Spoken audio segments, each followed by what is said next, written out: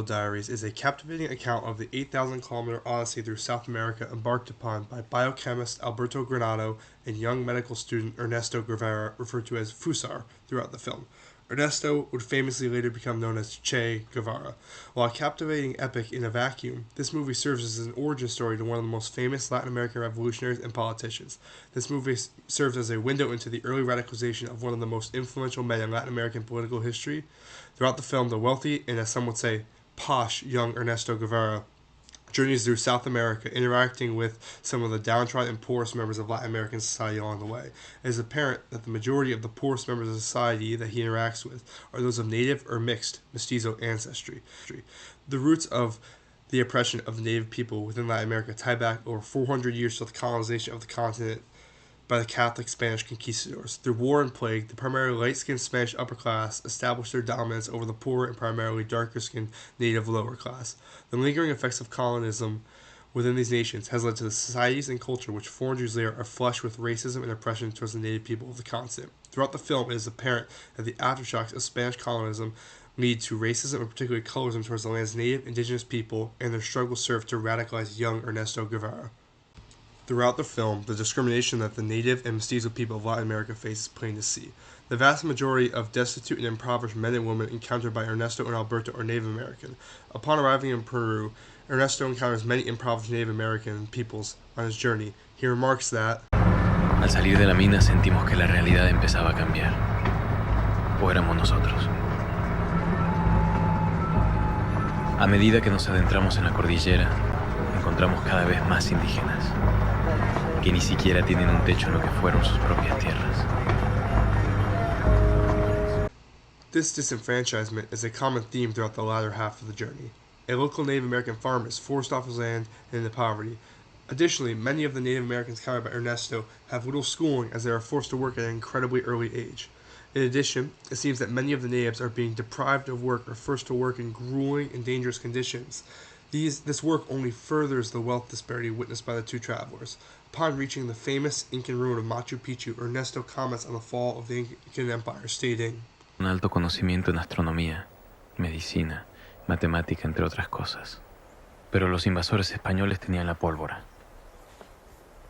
¿Cómo sería América hoy si las cosas hubieran sido diferentes? ¿Cómo es posible que sienta nostalgia por un mundo que no conocí? ¿Cómo se explica que una civilización capaz de construir esto sea arrasada para construir esto? Not only does this seem to be a commentary on the fall of the Incan Empire of the conquistadors, but the oppression of native people within a society that is racist towards them.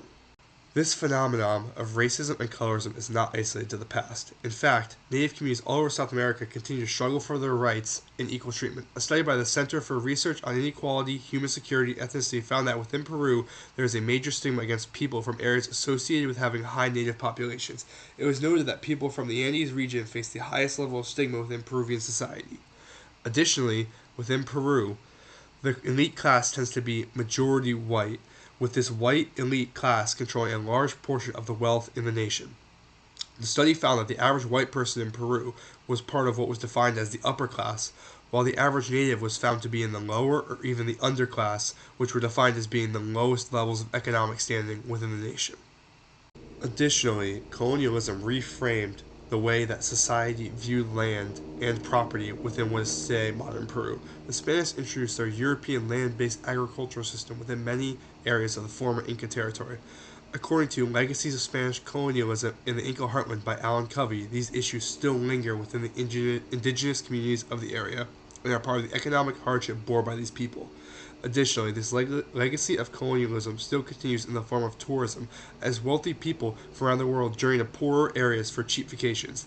This leads to the native peoples being priced out of their land due to increased demand as a result of tourism. Finally, native people continuously come into conflict with the government of Peru as a result of their mistreatment. In 2023, there was a massive protest against what was called a racist system, which continues the injustices forced upon the natives as a result of colonialism. Ellen Vera, a professor of social sciences, highlights the issues by stating, social, esta rebelión o revolución de los indígenas del sur pone en evidencia esta gran herencia colonial que todavía no hemos superado, ¿no? Ha sido un Estado centralista, racista, excluyente, que ve a las comunidades campesinas como ciudadanos de segunda y tercera categoría. The discrimination and disenfranchisement that Ernesto witnesses on his journey across the country only seem to radicalize him. Throughout the film, he becomes entranced by the idea of a united Latin American mestizo nation and holds a toast to the idea on his birthday during his final hours of the leprosy colony. The injustices towards Native people and the racism that Ernesto saw on his journey across Latin America radicalized him into becoming the revolutionary which would help topple an oppressive dictatorship in Cuba. The colorism that Ernesto saw throughout South America turned the young, aspiring doctor into Che, the world famous revolutionary.